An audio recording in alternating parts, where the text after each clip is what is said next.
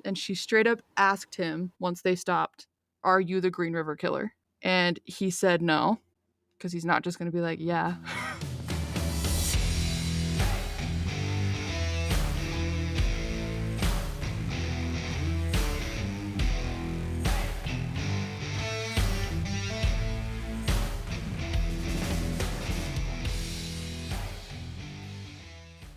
Hi, I'm Lila. And I'm Chansey. And this is for Criming Out Loud. Welcome back to part 2 of Gary Ridgway. Because we all want to talk about him more. We really do. He's great. He's fantastic. Totally stellar. The best. Obviously, that's sarcasm to the whole world. I just want to put that out there. Obviously, the serial killers are the worst. Just in case you can't pick up on sarcasm. That was sarcasm. That's what it was. Now you know what sarcasm is. We gave you a great example. So I'm just going to do a little recap, and then we're just going to dive in because this is going to be a longer episode. So last week we talked about Gary Ridgway, the Green River Killer. We talked about his background. We talked about some of his earlier crimes.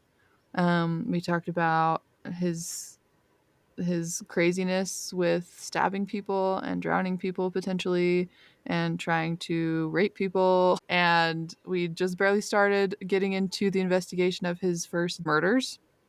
We talked about the task force. I know, it's really cool. Everybody, go listen to the first episode because the task force was pretty good. Yeah, the task force, and that's kind of where we left off. So we were talking about the task force and their investigation and how they were just about to get a tip that would kind of help them have a suspect, their first suspect in the killings. So let's talk about this tip. So they got a tip from a man named Melvin Foster. Melvin Foster called the task force's tip line. That felt weird. Task forces? Tip line. The task forces. The task force I. There's so many S's in that task forces thing. Anyways, he called their tip line, and he said that he knew of a man named Dan Smith who was very violent and knew a lot of sex workers, which is what police were looking for. Okay. So police looked into Dan Smith, who was one of Melvin's neighbors. And they interviewed Dan Smith, and they couldn't connect him to the victims at all. And Dan Smith was super confused about what they meant by sex workers and violent behavior. He was very confused. He's like, I don't know what you're talking about. That's not a thing. I'm not violent, and I don't know a lot of sex workers. So at this point, police were like, that's weird. So they remembered that in the FBI profile they'd been given, it had said that this person, whoever they were, this killer, would maybe try and insert themselves into the investigation in some way. So they're like, there's this Melvin Foster guy, and he gave this really bogus tip about a guy named Dan Smith. So they were like, maybe Melvin's involved. So they started investigating Melvin Foster. And they found out that Melvin was a cab driver in Olympia, which is about like a half hour south of Seattle, which is like not that far, but it's kind of far for Seattle. Like when you're driving into a city, that doesn't take just a half hour. It takes longer than that. But he would go to Seattle and drive his cab on the Strip specifically. And if you remember from last episode, the Strip is the area where there were like lots of sex workers that like to hang around and try and get work there. And he was known to like drive his cab in that area specifically. And he definitely had a history with solicitation. So detectives were like, that's suspicious. He inserted himself into the investigation for absolutely no reason. And he's known to hang around where we think these victims are being taken from. So, yeah, this could be our guy. I would be suspicious too, I'm not going to lie. Seems like a good, solid lead. Seems like a solid lead. He had an outstanding warrant for some sort of traffic violation. He actually had multiple of them. And so police brought him in and basically arrested him for those charges, for the traffic violations. And because of that, they were able to hold him longer than just like the 24-hour period if they wanted to. So they had all the leverage they needed to try and get him to talk, because they were like, if you don't talk to us, we will throw you in jail for these traffic violations. There you go. So that's one way to do it. Convenient. And it was good that they did that, because initially he wasn't talking to them at all. He was denying knowing anything about the victims. He was denying having any involvement in it. And they showed him photos of the victims, and he was like, I don't know any of them. And then all of a sudden they were like, well, we're going to throw you in jail for the rest of eternity unless you tell us if you know these people. And he was like, okay, Oh, fine. wait, those people? Oh, wait, I He's might like, know them. At first, I didn't really recognize, the lighting, the glare. People look different in photos, And then he was like, but yes, I did know some of the victims. I'd seen them before. He'd used their services before. He'd even But had some of them in his cab. I love how it's like, I have had sex with some of those women, but I don't know who they are. Never I have seen no them idea. a day Never in my life. It's funny how threatening him with Come jail on, time. Melvin. He started singing a different tune. Anyways, so after that, they did a polygraph on him, and he failed the polygraph. But we have to remember that polygraphs are not the most reliable sources of guilt and innocence. So they couldn't That doesn't arrest mean him just much. based on, just Yeah. based on a failed polygraph and him knowing the victims. It's like there were probably lots of men in the city that fit that same description. So you can't really arrest him for that. There's no actual evidence. So despite them being suspicious of him, they had to release him because there was nothing actually linking him to the victims or to the murders. So Right. they started surveilling him. They followed him, and they were trying to like catch him doing something suspicious or catch something related to the case.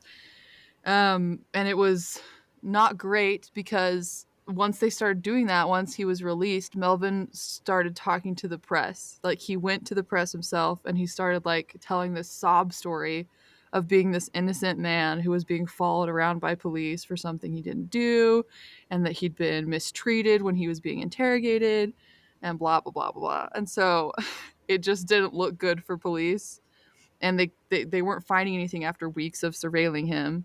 And so he was still on their radar, but they had to basically stop their like following him and surveilling him stuff. So Dang it. that No more was the end of stalking. that. No more stalking Melvin. Because, like we know, Melvin was not the Green River Killer. So they were trying to follow a lead, but it just wasn't the right one.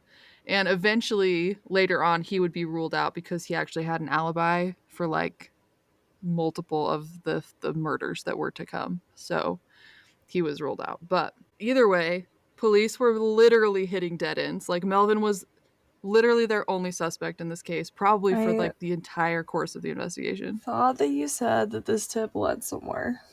Now I'm confused. That was just me lying. That was just like little sparks. I tried to trick you, basically. I wanted to give you false hope. Oh my goodness. I apologize. It did get the investigation moving. It just wasn't in the right direction. That's all. Can we believe anything that Chancey ever says? No. Probably not. You should fact check me. Double check everything I say. Anyways, so police were still investigating. Did you just think I was just not gonna notice? No, I thought you would. I just didn't think you'd call me out on it like that. It did lead to something. They found Melvin. And Melvin was Melvin. A dead end. So yeah. He was a dead end. Didn't help at all. You lied. Yeah, but like literally for like the next forever, this is the only movement in the entire investigation until they actually catch him like 20 years later. So I was just trying to give you a little bit of something, a little sparkle, a little glimmer of hope. Sparkle.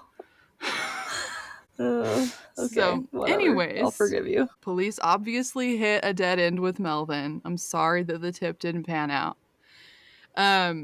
But meanwhile, they're now like it's 1983 now. It's been like a year since the last 5 women, like those first 5 women were found. And by the end of 1983, 9 women's bodies had been found. So that's 13 total. 9 were found in 1983. So it's just a lot. It's just a lot of women. And Gee. this was in less than 18 months. So that's like Yeah. a lot of women going missing. And a lot of these women were found in the Green River, which is why he got the name the Green River Killer. But some of them were found buried or left in other places. And the common thread with all of these women, the reason that they were all tied to the Green River Killer was, like I said, all of them had been strangled. And some of them were found like wrapped in plastic tarps, enough of them that it was like consistent enough to be considered a pattern. And some of them even had like microscopic paint specks on them that they didn't know like where they came from or what they were. It's Just like weird interesting. stuff like that. I mention that because it'll be important later. And basically, the moral of the story is none of this evidence led them anywhere. None of it. They didn't find literally anything to get this guy, to get Ridgway. And in early 1983, so at the beginning of this year, there was a woman named Marie Malvar who had disappeared, and this is the actual first time that Ridgway shows up in the investigation. So there's progress being made. It's just very slow. Marie Malvar, she was like kind of a big deal because they knew that she'd disappeared. They were investigating her disappearance. The task force was pretty convinced that the Green River Killer was involved, and so that's why they were looking into it. And in the course of the investigation, Ridgway's name came up. So this is what happened. On April 30th of 1983, Marie's boyfriend saw her get into a pickup truck with a man. And she was a sex worker, so like that wasn't weird, but he just was like he didn't know what was happening. So he followed them in his car. He was like, this is weird. For whatever reason, I'm going to follow them. So he gets in his car, he follows the truck.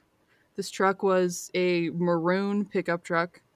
And this truck pulled into a motel parking lot and was basically just using it as a turnaround point and flipped around and then went back the other way. So he tried to follow, but lost the truck in an intersection and couldn't find it again. And so he was like, well, Dang. I guess Marie, she'll just come back when she's done doing whatever she's doing. But she never came back. And so the boyfriend immediately reported her missing once he realized something was actually really wrong. And he told police that he'd seen her get into a maroon pickup truck with a man and that he hadn't heard from her since. And police didn't really move that quick on it.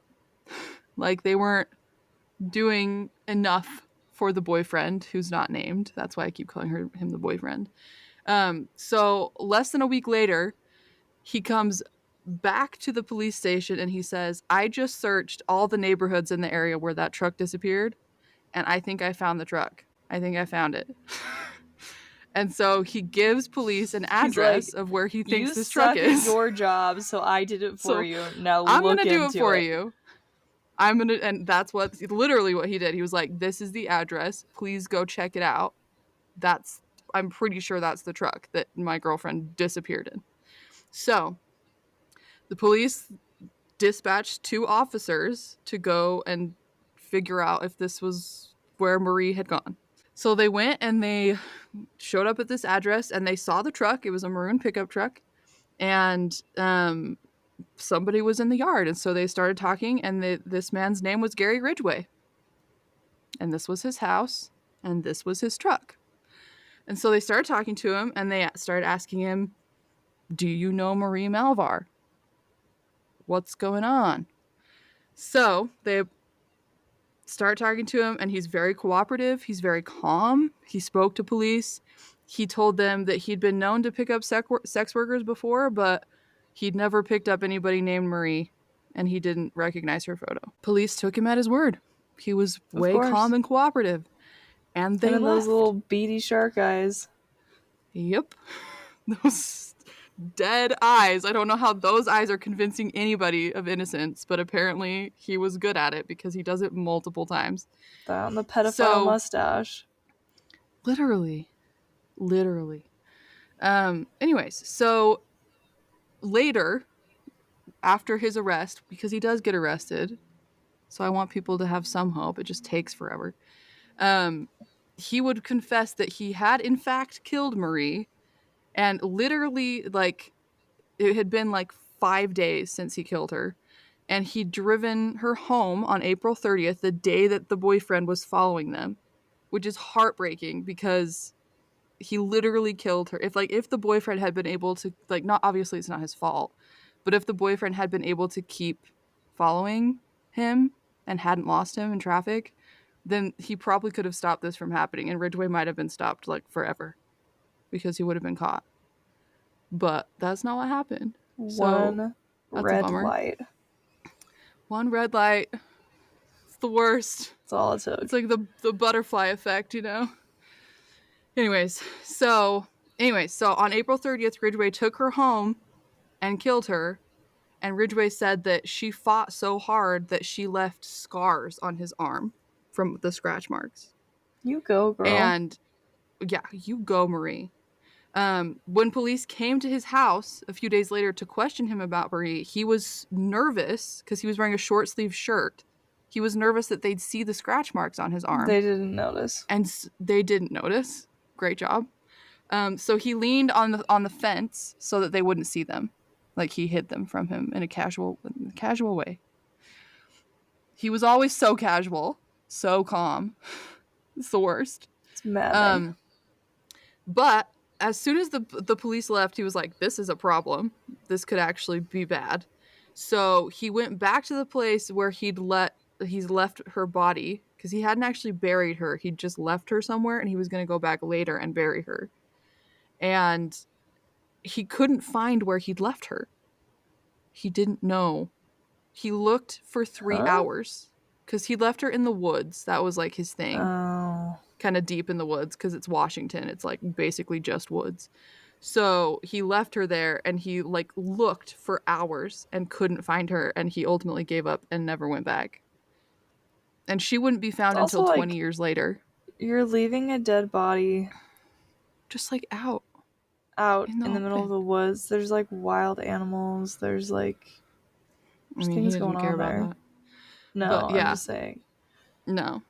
What's even crazier about this situation is that he was so concerned about the scars that Marie left on him that he used battery acid to try and burn them off, because it was so clear that they were like scars that he'd received while somebody was attacking him, or he was attacking them.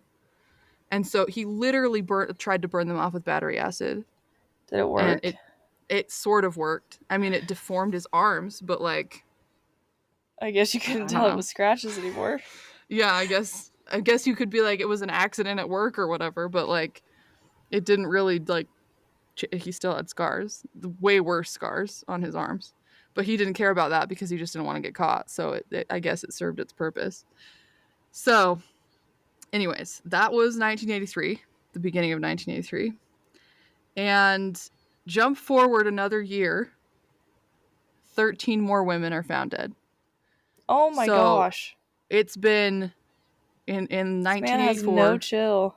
Literally no chill. That's 21 months since he started killing, and 20 women are dead. That's basically one woman a month.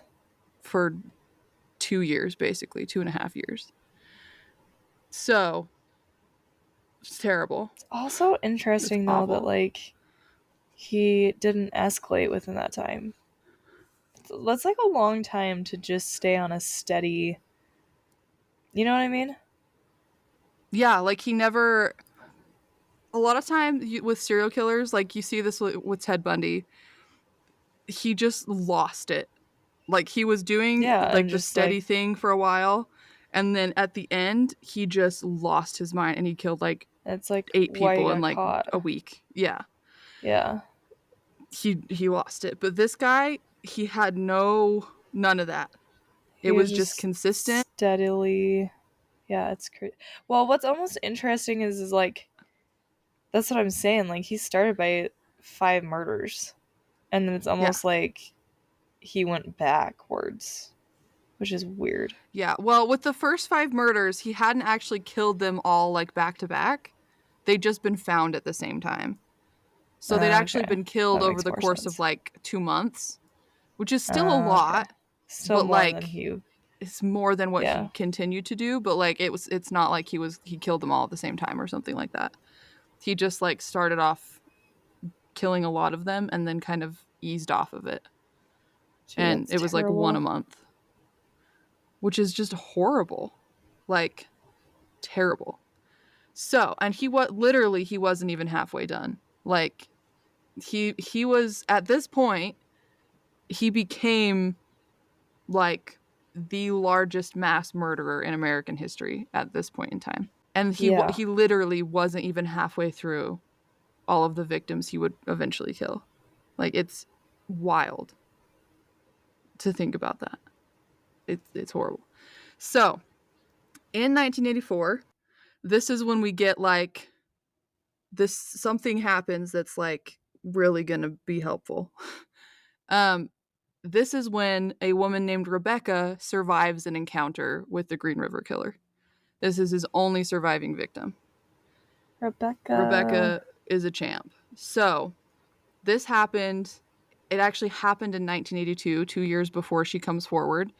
But she was a sex worker, and so she didn't want to get in trouble because this happened while she was in the middle of her work, and so she didn't want to get in trouble, and she didn't come forward until 2 years later. And she came forward because at this point the Green River Killer had killed like 20 people, and so she felt like she needed to say something because she was pretty sure that this thing that happened to her was done by the Green River Killer. So this is the story she told police in the task force. She said she was hitchhiking on the Pacific Highway in Seattle when a man in a truck offered her a ride. He was in a maroon pickup truck. And Rebecca asked him if he was looking for a date, lingo for sexual services. And she said that she'd give him $20 in exchange for a ride and whatever he wanted her to do. And so he agreed, and she pointed like to a secluded area that was off the road where they could stop. And so they stopped, and she straight up asked him once they stopped, "Are you the Green River Killer?" And he said no, Well, because of he's not just going course. to be like, "Yeah, He's not gonna be. I'm the Green Yes, River that's Killer." me. Yeah. And he told her, "No, I'm not the Green River Killer." And then he showed his work ID. I don't know why that would prove that he's not the Green River Killer, but Yeah, I apparently have no clue. he That thought it doesn't make would. any sense.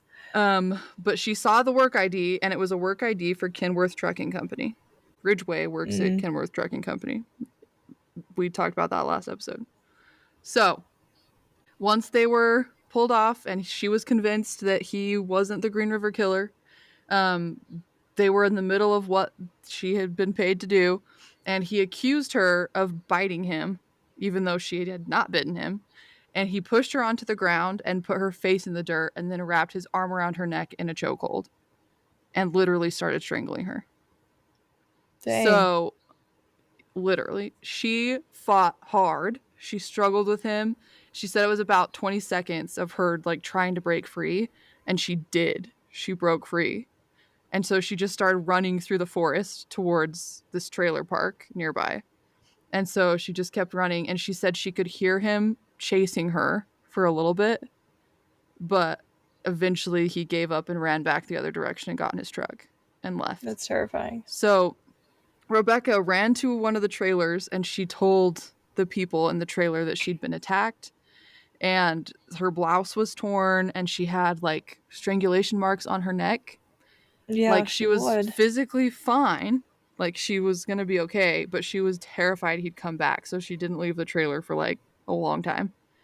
And she was also, like I said, she kept the story to herself for a couple of years before she decided to come forward. So eventually she comes forward. It's now 1984, and she's able to give like a really good description of this guy because she literally saw him. She saw his face. So she described that the man that attacked her was white. He had light brown hair and maybe a mustache, she said. She said he was probably like 30 to 35 years old. He'd been wearing shorts and a t-shirt and tennis shoes, even though it was like winter time, and she thought that was weird. She said that the vehicle he'd been driving was a maroon pickup truck, and she told police about the Kenworth trucking ID. So she like had a lot of information on this guy. Yeah, that seems like And enough to find him. it was enough to find him. The task force, they went through all the files they had on people that were labeled as potential persons of interest. What they'd done is they'd basically compiled a list of people that had solicitation charges. So people that had been caught and arrested for like using sex worker services. So they had this whole list, and they compared their list with this description that she'd given them, specifically looking for the Kenworth trucking ID and like the matching physical description. So they came up with one name when they went through their pile, and that name was Gary Ridgway. So he's now come up twice in the investigation, and this time it's like legitimate. It seems like it's him. So they showed Rebecca a picture lineup of 6 different men, and Ridgway was one of the men. And she immediately pointed him out and said, "That's the guy. That's the guy who attacked me." So good for her. Seems like that's pretty clear, right? Yeah. Go Rebecca. That takes some real bravery to come in and do that. But they brought him in for questioning, and he basically didn't deny any of what they were saying. He like admitted to using sex workers' services on occasion. He even admitted to assaulting Rebecca. He admitted to that and said that he'd gotten angry because she'd bit him, and so he'd hurt her. He said that. Oh, okay. And okay. And he even said that he knew some of the victims of the Green River Killer, like that he'd used their services before. He was just like, yeah, I did all that. And so they were like, okay, well, it looks like this might be our guy. So they like had him take a polygraph, and he passed it with flying colors. They even straight up asked him, "Did you kill any of these women?" And he said no. And the polygraph was like, yeah, he's being truthful. So that's why I don't put a lot of stock in polygraphs, because that's wild. Though. Yeah. Like he passed. They straight up were like, "Are you the Green River Killer?" And he was like, "No." And it didn't catch his deception. It's wild. That's crazy. It's crazy. So, despite that, they still felt like he was a good fit for the killer, but they had zero evidence. Nothing tying him to any of the actual victims. They had him on the Rebecca thing, but the statute of limitations had expired by the point that they talked to him. So they couldn't charge him with it. So they just had to let him go. They had nothing. They were pretty sure it was him, but they had no evidence. They couldn't arrest him because they couldn't link him to any of the actual bodies. So, well, but don't they have that little piece of evidence, like the paint flecks, and he's a painter? Yeah, but they haven't analyzed that. I don't know why they didn't do that, but they haven't analyzed it. It won't become a thing until like 10 years later after this. Okay. So for whatever reasons, basically, like, they can't do anything. And 3 years later, so it's April of 1987 now, they try to make a move against him.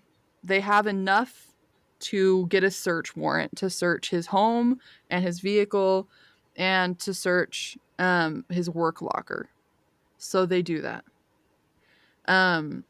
They search all of his property. They take carpet fibers, paint samples, plastic tarps, a ton of stuff, hundreds of things.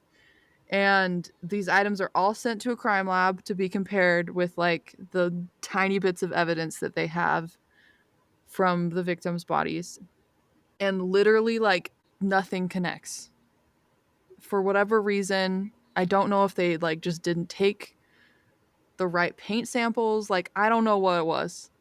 But nothing that they took from him during that search warrant was helpful yet. That's crazy. Because the one thing that they did, even though they didn't really need to at the time was they took a saliva sample as part of this search warrant. Good At for this them. point, DNA is not really a thing. It's 1987. It's getting closer, but it's definitely not a thing yet. But they take the saliva sample just in case. So, and then basically he just keeps to get living. He just, not, that didn't make sense. He Keeps just to gets get to living. keeps to get living his life, man. No, that was gibberish. He gets to keep living his life. Literally nothing happens. At this point, at the end of 1987, 10 more women have been found dead throughout the year. He's now up to 30 women at least that he's killed. You would think that at the very least they'd be tailing him all the time. You think they surveilled Melvin Foster? Why aren't they following him? Like, you'd think that would make a lot of sense. He can't help it. But to kill people. He's gonna break. He's gonna do it, and you're gonna be able to catch him. Yep. I don't know. That's why this story to me was so wild. I was like, maybe they just knew that it wouldn't hold up in court. Maybe they were like, even if we like unless we catch him in the act, it's just not gonna matter.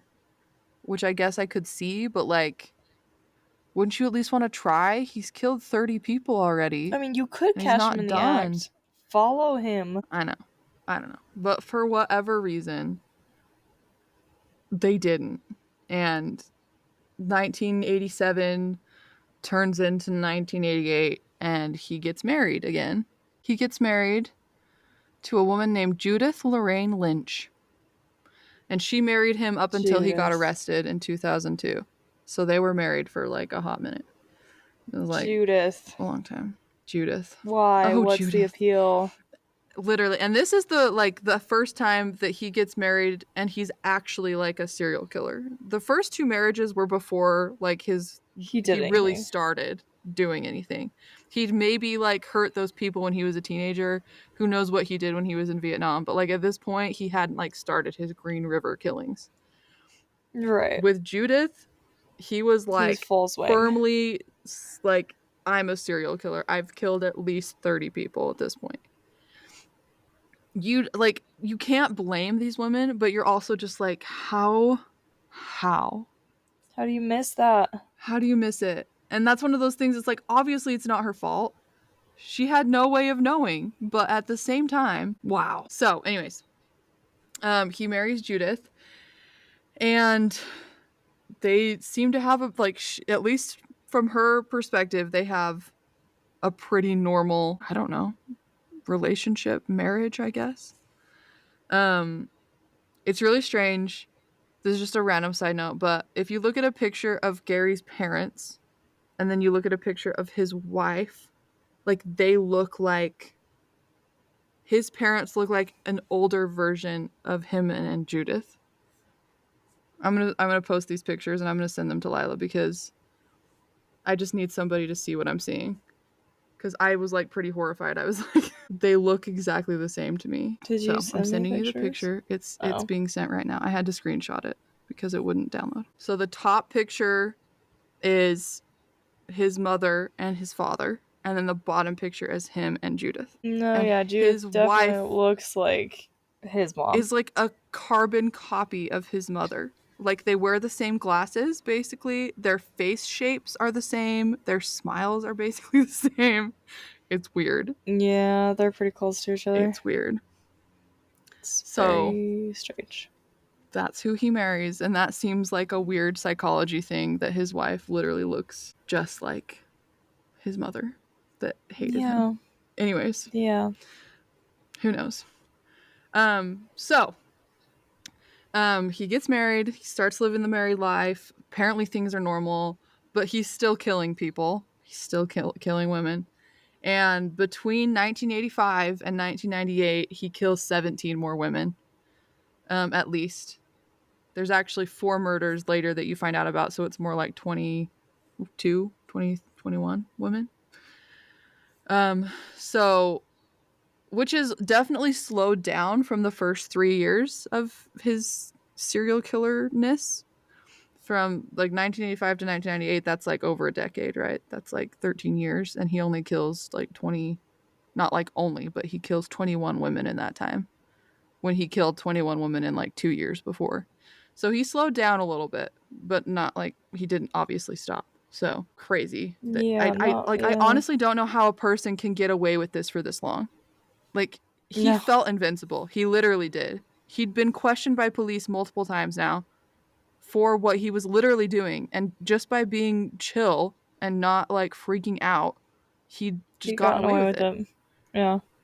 He literally thought he wasn't ever going to get caught because he hadn't been caught, and like even though he was basically a suspect, he hadn't been caught.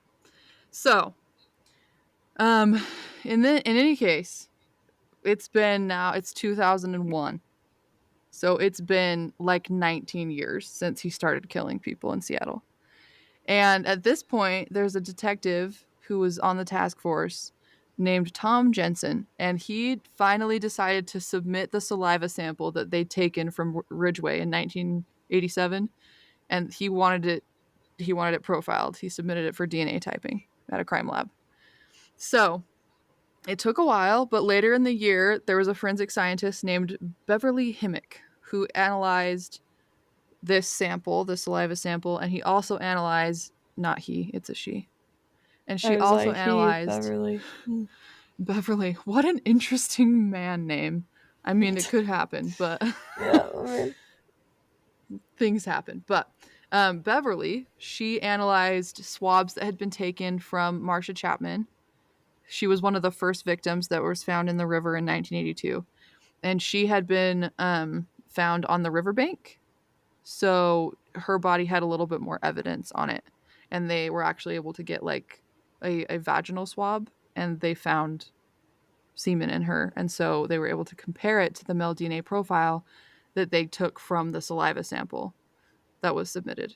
So they compared the two profiles and they progress. matched. Finally.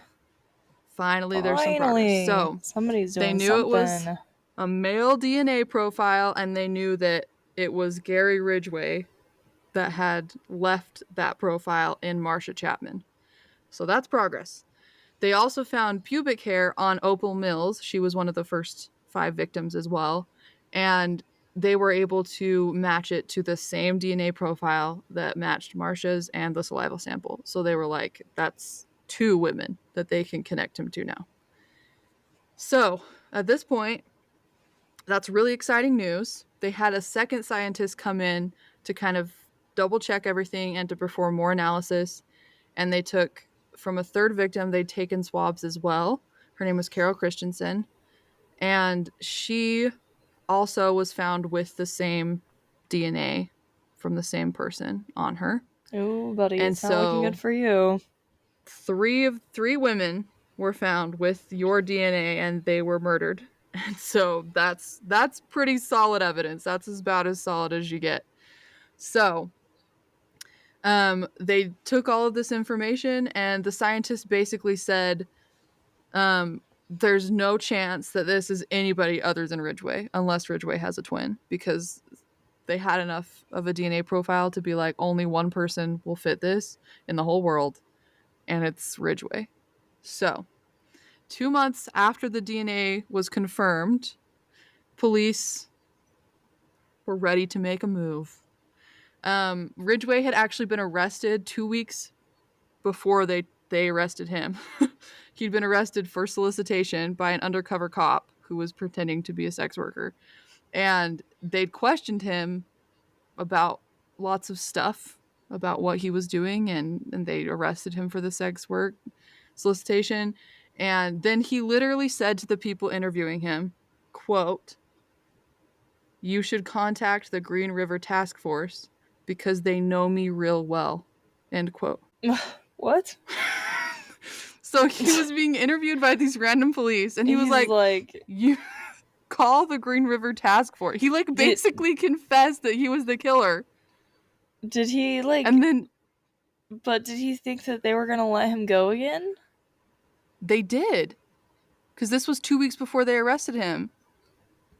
So the task force was like in the process of arresting him, getting an arrest warrant, and getting evidence to arrest him. And during that time, he gets arrested by 2 random police for sex work solicitation. And he literally tells these random people, "You should call the task force because they know who I am." was like a joke, sort of, but not. And then they're like, okay, bro. And then they just let him go.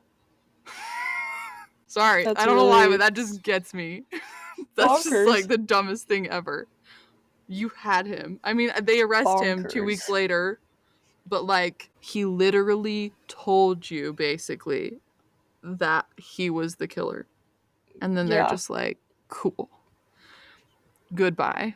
That was a weird Anyways, thing to say, dude. Get on your way. see ya.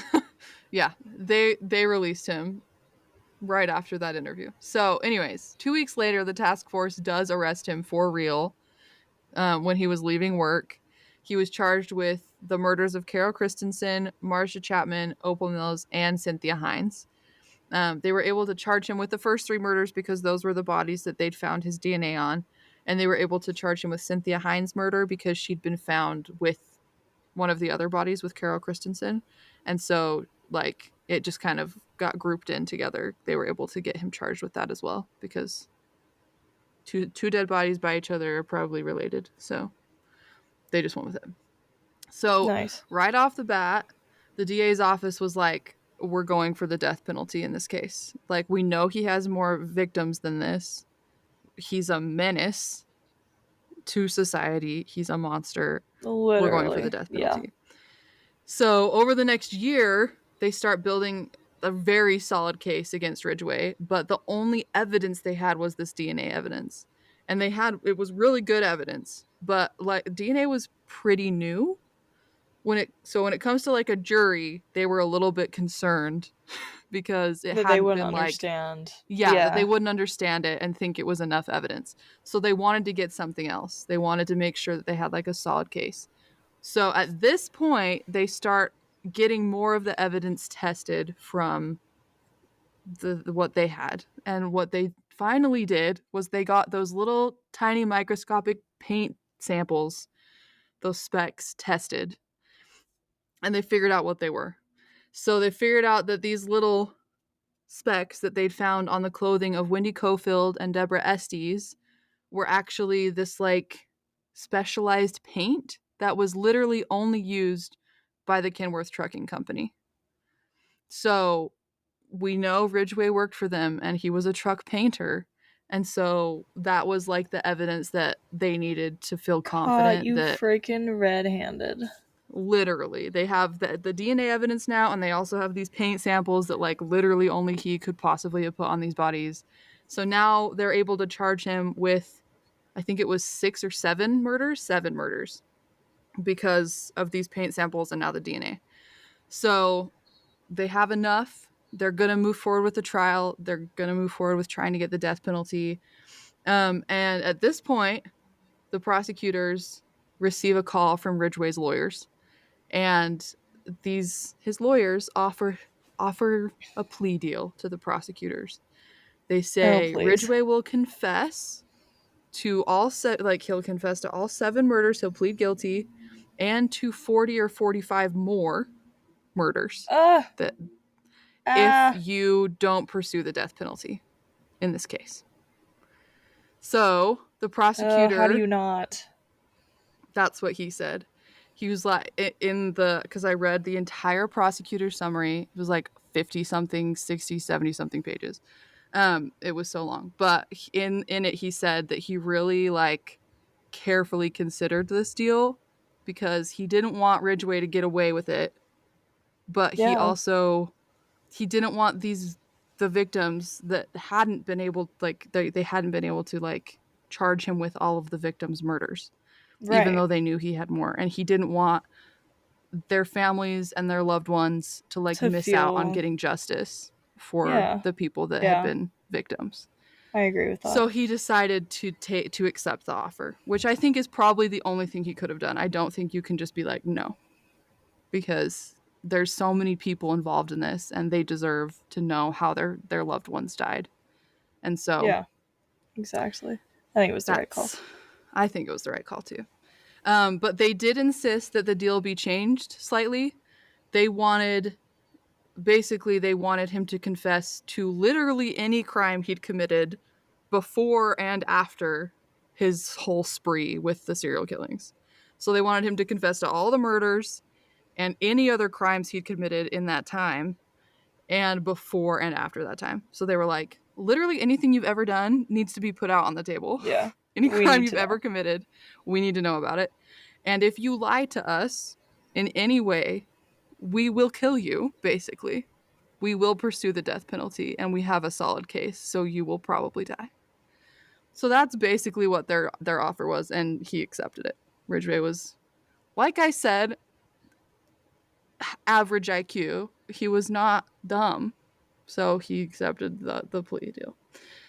So at this point, they start interviewing him, and he's chatty. He talks with him. He has to be. It's part of like his deal. But they spend 5 months in investigating and interviewing him in detail. And during this time, he said a lot of stuff, and we'll never know how truthful or untruthful all of it was, because I don't know if people like this really can stop themselves from lying, because he lied multiple times and then like would correct himself later in interviews. But like, I don't know. He claimed to have killed more than 60 women, even though he could only be charged with 49. And he led them to more bodies during this time. So there were 4 victims that hadn't even been on their radar, that he led them to their bodies. So Gee. this was when they found Marie Malvar from the first episode, the one where her boyfriend tried to follow the Yeah. truck. So during this time, there's actually there's video of him like showing investigators like walking through the forest in his jail outfit and showing them like areas in the woods where he thinks bodies might be, because he Oh couldn't my remember gosh. that well because there were so many.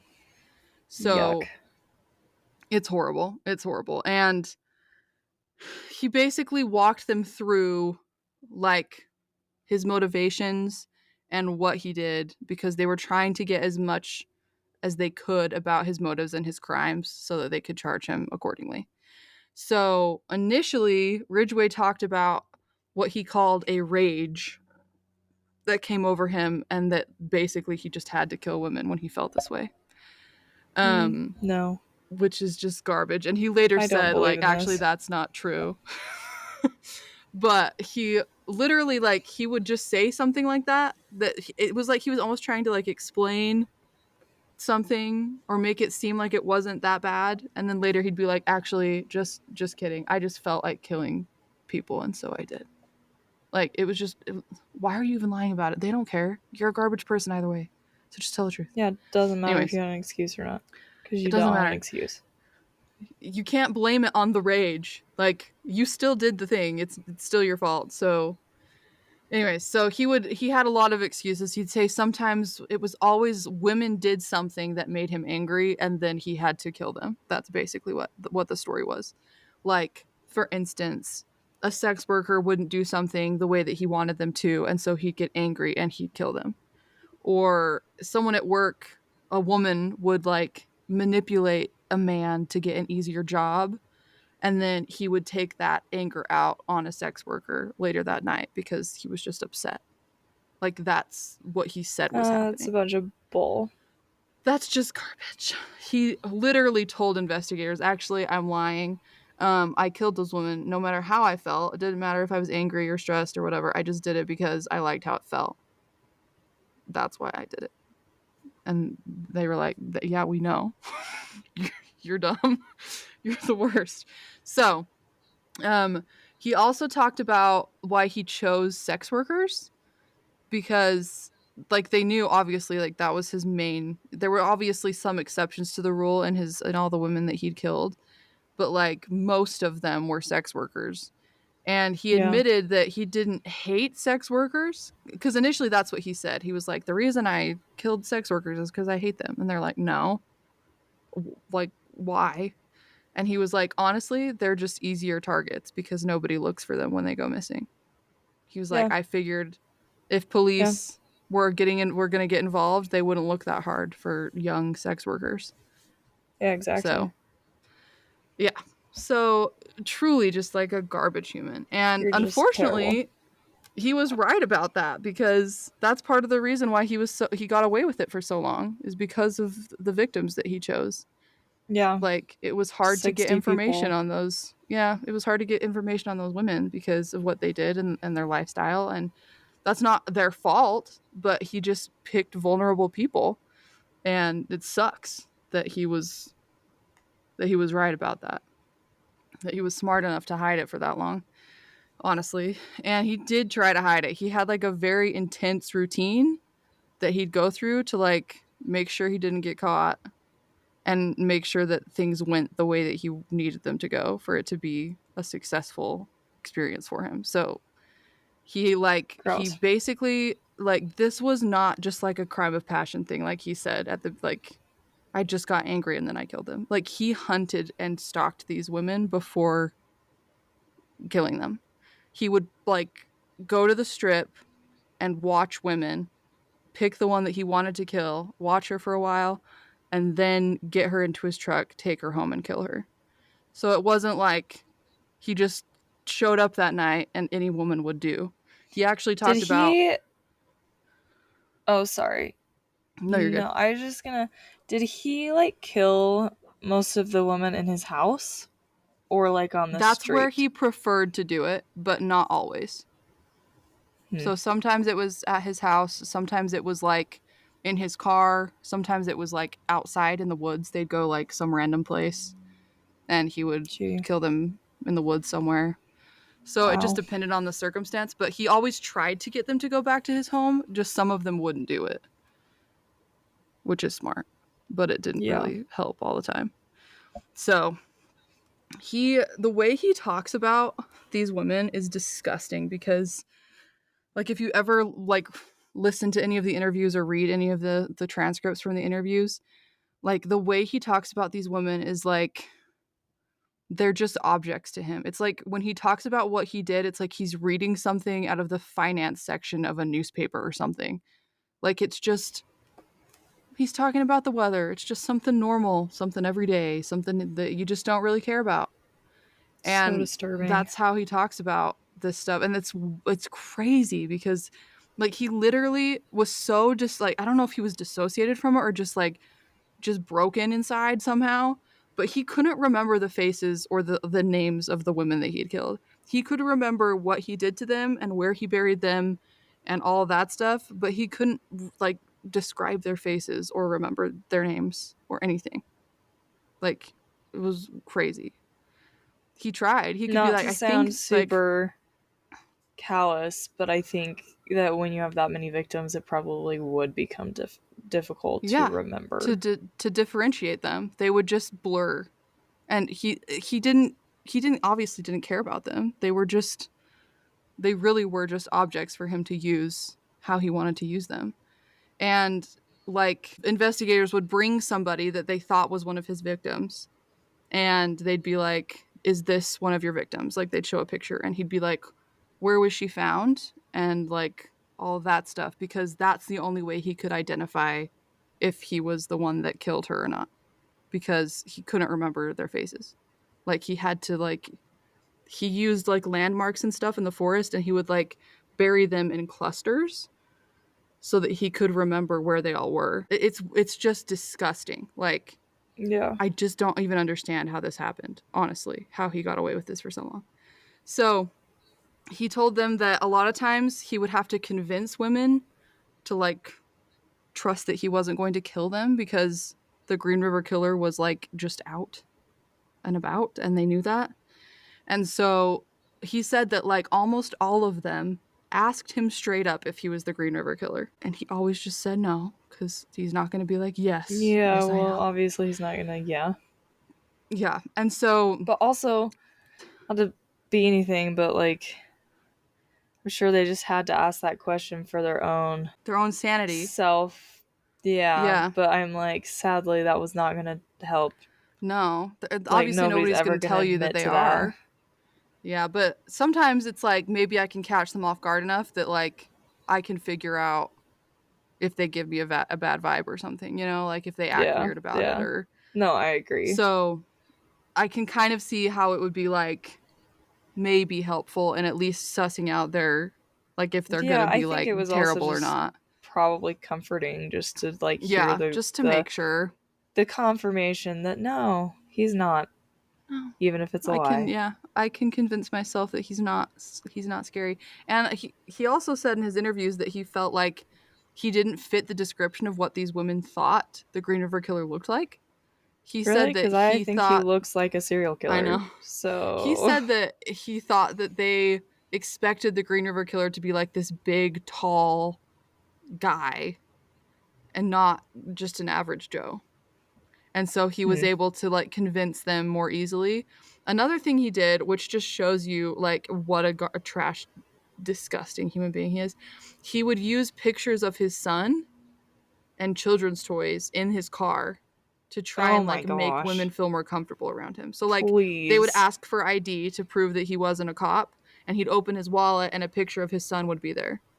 And so he said that that would put them at ease because a man with a son can't be terrible. Isn't going to be a terrible person. Yeah, who has Wrong. toys in his car and whatever. So like he said also that if he ever felt like nervous about what he was about to do or antsy or anything like that, and they sometimes women would pick up on it because you have to be pretty street savvy in order to like do what these women did. And so they would pick up on his nerves sometimes, and he would play it off and tell them like, I got arrested a couple weeks ago for solicitation and I'm just nervous we're going to get caught. And then they'd believe him. He always had an explanation, and he was always so calm and Yeah, convincing that that was really even his like police superpower. believed him, and these women believed it. It was his superpower. His superpower was just acting average, just being normal. It's ridiculous. So once he convinced these women to go back to his home or wherever with him and convinced them that he wasn't the Green River Killer, he would like tell them to use the bathroom, and then they'd get on the bed and he'd get behind them, and once they were finished he would choke them to death, like every time. That was his routine. And if that routine got messed up, it didn't fulfill him, it didn't satisfy him, and he'd want to do it again till it was right. Ew. So it's disgusting. Ugh. Anyways, so once he'd killed them, he would put their bodies in the bed of his truck or hide them outside somewhere if they were like out in the open. And then he'd either bury them or throw them in the river, depending on what his current location of choice was. So this next part is real bad. So just skip ahead like 30 seconds if you don't want to hear this part. Sorry, Lila, you don't get that option. He also admitted later that with at least 10 of these victims, he had sexual contact with their bodies after he'd killed them. I hate to say it, but I saw it coming because I was Yeah. like, why would you not kill them and then immediately bury the evidence or get rid of it? Why are you hanging on? He Yeah, would go sadly, I back. wish I was surprised by that, but that's Yep. nonetheless super disturbing and disgusting, and don't even want to think about it. He's a necrophiliac. Yep, it's terrible. And the worst part, skip ahead again, 10 seconds. He actually confessed to doing this one time while his son was in the car asleep. And he was like outside with one of the bodies 30 feet away. Oh my So gosh. that's Nope. the worst of the No worst. thanks. That's who Gary Ridgway was. And it's just terrible. It's just terrible. And he did other creepy things too. Like for Screw instance, you, man. he would, this is obviously not on the same level as necrophilia, but he would steal the victim's jewelry after he'd killed them, and then he would leave it in the women's bathroom at his work, in the women's bathroom at his work. And it was a game for him to see if his female coworkers would put the jewelry on and wear it. Ew. And Ew. he like No. liked seeing them wearing it.